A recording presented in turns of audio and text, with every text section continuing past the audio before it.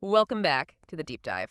Today, we're taking a look at something that, well, it touches nearly every working person on the planet, yet it's often surprisingly overlooked when we talk about job satisfaction, maybe even overall business performance, talking about work schedules. And to really set the stage here, let's talk about someone specific. Let's talk about Melanie. Melanie works in a warehouse. She's a single mom, two sons, one with special needs. Her alarm goes off every single morning at 4 a.m. Can you imagine? She actually uses her phone's flashlight, just to find her clothes so she doesn't wake anyone up.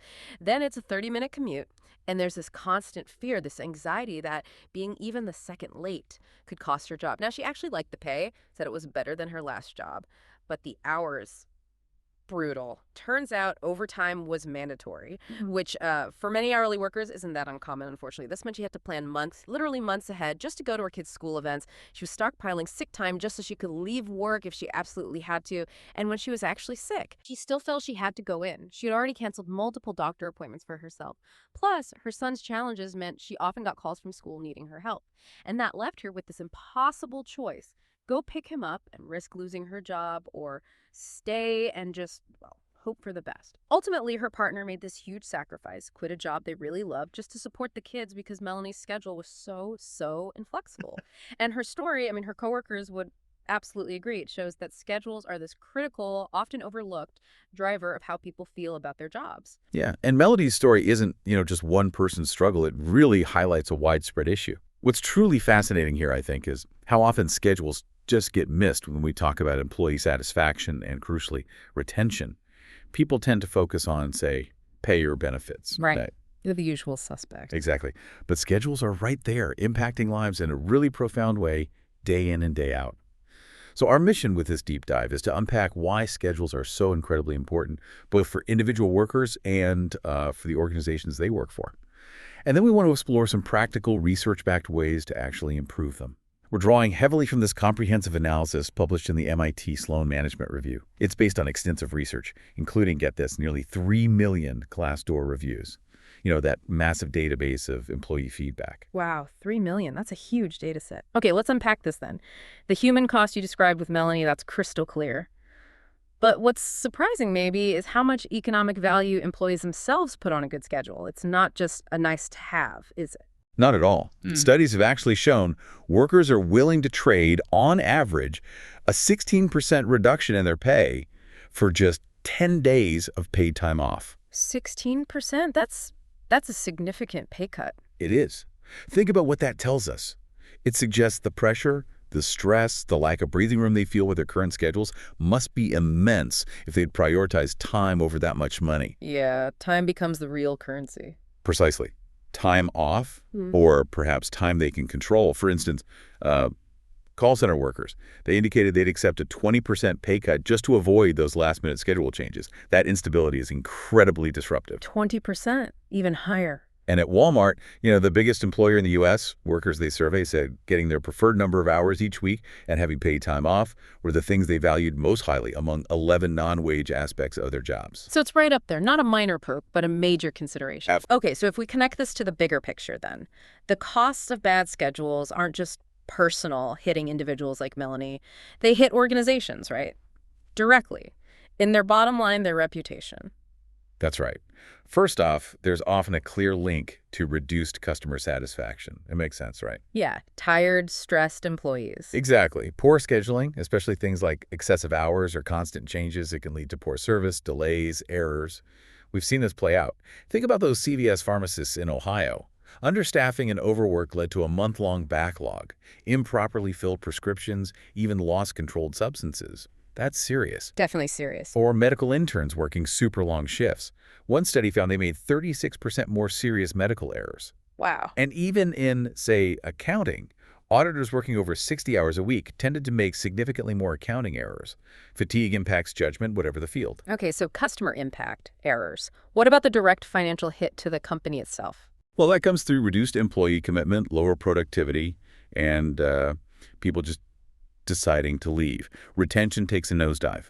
For example, home health nurses who had just 30 days of volatile scheduling over a year, they were 20% more likely to quit. 20% more likely just from a month of instability. Yeah. And in retail, inconsistent schedules dramatically increase lateness and absenteeism. And get this, a 1% increase in those things can actually translate to a 2% decrease in store sales. Direct link. Direct link. Right. Even new cashiers, if they had inconsistent schedules, they were found to be nearly 10% less productive than colleagues who had regular hours. It's this sort of cascading effect. And beyond the internal stuff, the company's reputation takes a hit too, right? Especially now. Oh, absolutely. In our era of Glassdoor, social media, online reviews, bad schedules just can't be hidden anymore. Word gets out. Yeah, you can't sweep it under the rug. Nope. We've seen things like the tragic death of a Bank of America investment banker spark this whole nationwide debate about crushing hours in finance. Amazon delivery drivers have sued over grueling schedules. I mean, you hear reports of them having to urinate in bottles because they don't have time for breaks. That's just awful. It is. And remember that Long Island Railroad worker who died? The investigation found watchmen routinely worked over 24 hours straight, with one poor employee apparently on an 84-hour shift. 84 hours straight. I can't even comprehend that. It's staggering. And if employers don't take action themselves, well, outside intervention often happens. Right. Regulators, Exactly. Legislators step in. We've seen laws mandating predictable schedules or minimum staffing levels pop up in various places and industries. CVS got hit with the highest penalty ever levied by Ohio's pharmacy board because of its scheduling violations and poor schedules. They are often a major catalyst for unionization drives. We saw it at Volkswagen's plant in Chattanooga, among medical residents in California. It even played a big role in that nationwide rail strike back in 2022. So it escalates. It becomes this public issue. It really does. Okay, so it's clear this isn't just about individual discomfort or inconvenience. It's a systemic problem with real, tangible consequences. And the sheer scale of it, that really jumped out from that Glassdoor analysis you mentioned earlier. You said schedule was the fourth most frequently mentioned theme out of 39 in almost 3 million reviews. That's right. Fourth. Wow. Fourth, I would have guessed pay, maybe management, culture, but fourth is schedules. What does that tell us about the kind of hidden frustrations people are carrying around? I think it tells us that despite all the focus on things like company culture, compensation packages, or even career development paths, for a huge number of workers, simply how and when they work is absolutely foundational to their job satisfaction. It's fundamental. Right, like Maslow's hierarchy, but for work. Schedules are down at the base. Kind of, yeah. It's particularly noticeable in service industries, retail, restaurants, home healthcare. But it's a significant issue for white-collar professions, too. Think business services, government, consulting. It cuts across sectors. And you had some specific data points from that analysis. We did. So 44% of gig economy workers mentioned schedules in their reviews. Now, interestingly, they were generally the most positive about them. Because of the flexibility, presumably. Exactly. That flexibility is often the main draw. But on the flip side, only about 13% of enterprise software employees mention schedules. They were among the least likely to bring it up. And business consulting employees, they're actually the least positive overall about schedules, mostly complaining about the sheer number of hours and the unpredictability. Long, unpredictable hours seem to be the big pain point there. Okay, so this raises a big question then. Why is scheduling so difficult right now? Why has it become such a flashpoint? Yeah, it's become this incredibly contentious meeting point for competing interests. Several things are going on. The traditional 9-to-5 workday, that's really fragmented. It's not the standard for everyone anymore, not by a long shot. Right. You've got the rise of the gig economy with its totally non-standard hours. You have globalization, meaning teams often have to collaborate across multiple time zones. And then there's this trend of employers increasingly transferring demand volatility, those peaks and troughs in business, directly onto employees through unpredictable schedules. Okay, hang on. You mentioned that transfer of demand volatility onto employees. Can you break that down a bit? What does that actually look like for a worker, and why are companies doing it more now? Sure. It's a really significant shift. In the past, a company might have absorbed the costs of fluctuating demand itself. So maybe they'd pay workers even during slow periods, or perhaps they'd build up inventory during busy times to sell later. They buffered the workforce. Okay, they took the hit internally. Right. But now, with sophisticated forecasting technology, companies can predict demand almost in real time. And instead of absorbing that variability, many now pass it straight to the workforce to minimize their own labor costs. Oh, okay. So a retail worker might get their schedule just a few days ahead of time, maybe even less. And their shifts might constantly change based on predicted customer traffic for that specific day or hour. Super unstable for the worker. Immensely unstable. It saves the company money on labor, but it creates huge challenges for the worker trying to plan anything: childcare, appointments, a second job, life. Even remote work, while it offers some flexibility, also complicates things by changing when and where work gets done. It adds another layer.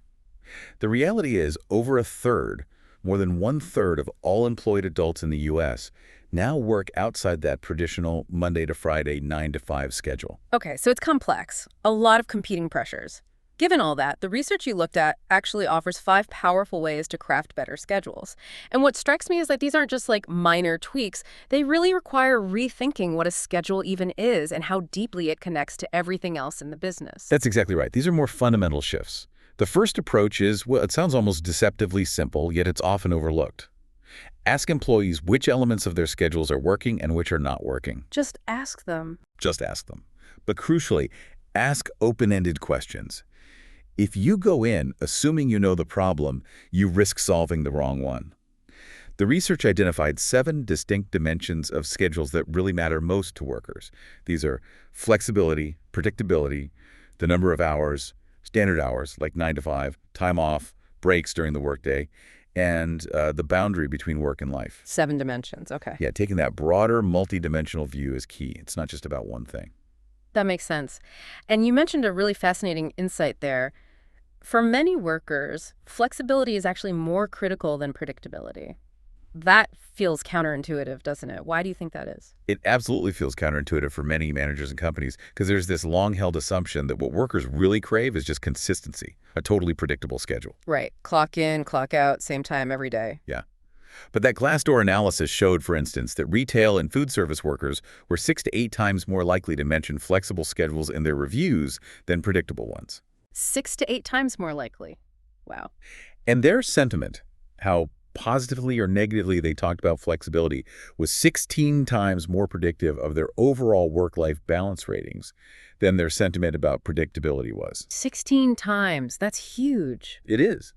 It suggests that while, sure, predictability is important, having the ability to adjust your schedule sometimes, to deal with life curveballs, like a child's doctor's appointment or a sudden personal emergency, that might be even more vital for their overall well-being and ability to cope. So asking specifically, what do you like most or least about your schedule right now, can uncover these nuances.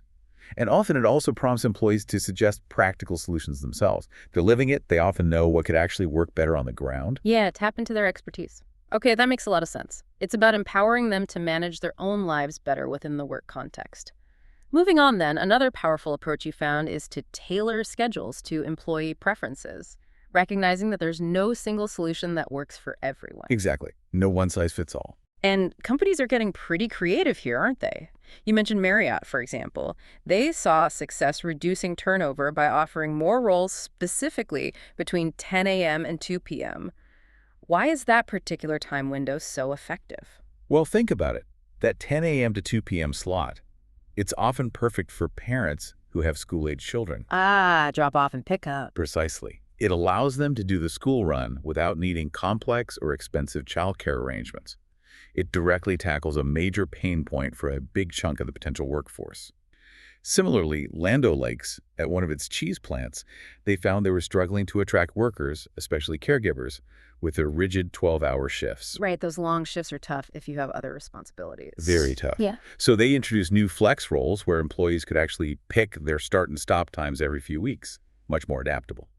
And Duke University Health System has this float pool over 500 nurses and patient attendants who aren't assigned to one specific unit, but fill temporary staffing needs across their hospitals and clinics. Oh, interesting. Like an internal temp agency. Kind of, yeah.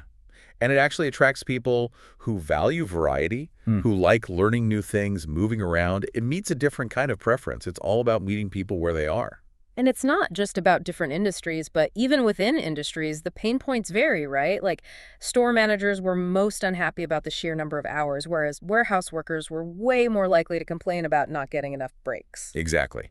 It highlights the need to understand the specific context. Even a study of nurses at one large teaching hospital found huge variation in preferences. About a quarter said they only wanted to work night shifts.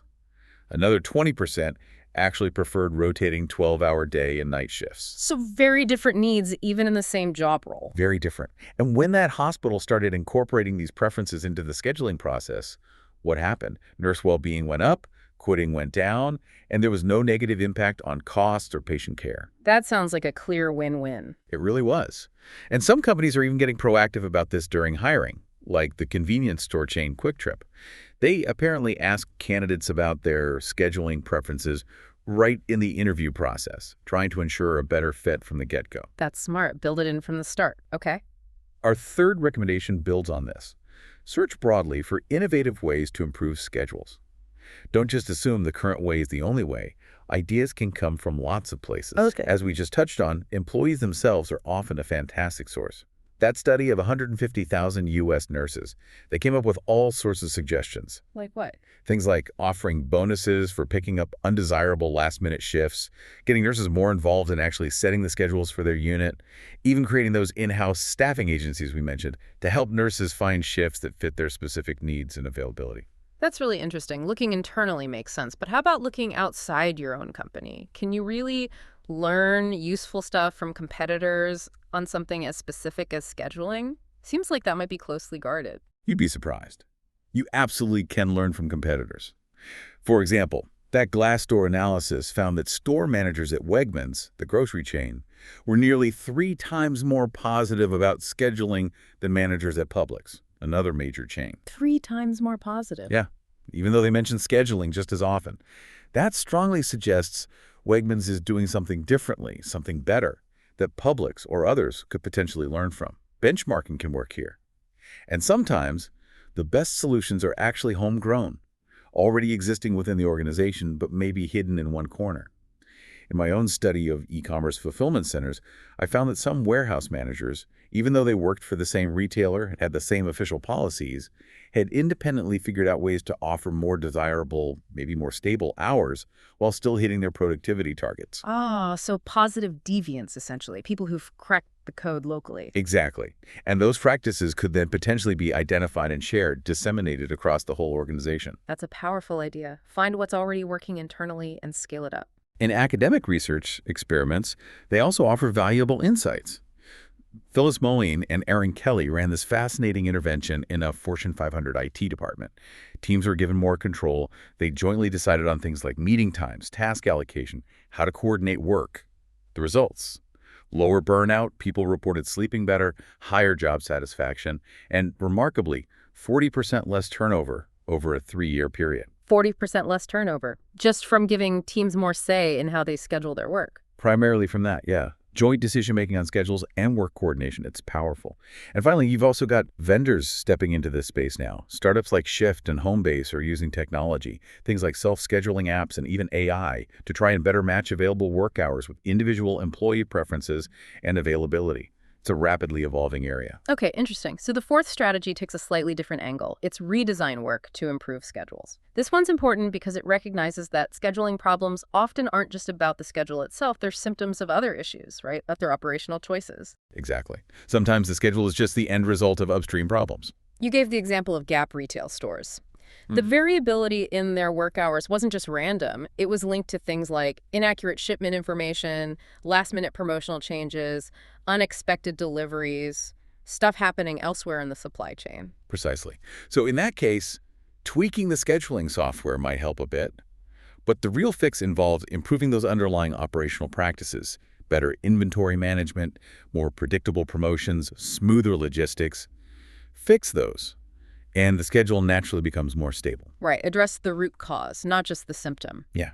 In my study of those e-commerce fulfillment centers again, the most successful managers, the ones with better schedules and good productivity, they really focused on cross-training their staff.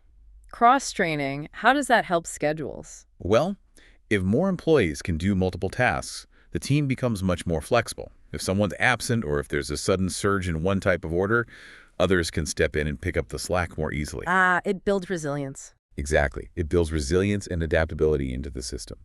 This increased schedule stability across the whole warehouse, and it also boosted efficiency, customer service, and overall employee satisfaction. Sometimes even seemingly small operational tweaks can make a difference, like One place shortened the cutoff window for customers to place an online order for next-day delivery. Okay. Didn't hurt sales much, but it dramatically reduced how often workers had to stay late unexpectedly to process last-minute surges. Made the end of the day, and thus the whole schedule, much more consistent and predictable.